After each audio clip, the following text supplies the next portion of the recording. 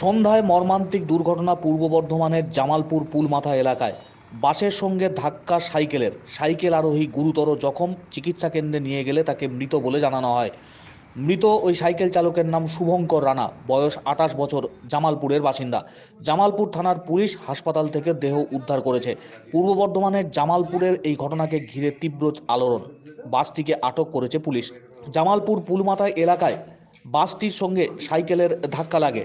Cycle চালক রাস্তায় পড়ে যান, তারপরই বাসের চাকায় তিনি পিষ্ট হন। গুরুতর জখম অবস্থায় জামালপুর হাসপাতালে নিয়ে আসা হয়। চিকিৎসকরা তাকে মৃত বলে জানান।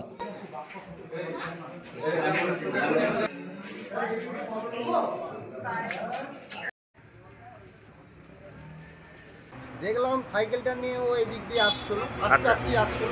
বাসটাও পেছনেও আস্তে আস্তে আসছিল। বাসটা যে খুব জোরেও আসে না, একদম আস্তে আসছিল। আর সাইকেলওয়ালাও আস্তে আসছিল। সাইকেলওয়ালাটা তোমার ও খেয়াল করেনি যে আমার পেছুতে বাস আসছে। আর সাইকেলটা ওর হাতে একটু ঠেকে গেছিলো বাসের তোমার ওই গেটটার সামনে।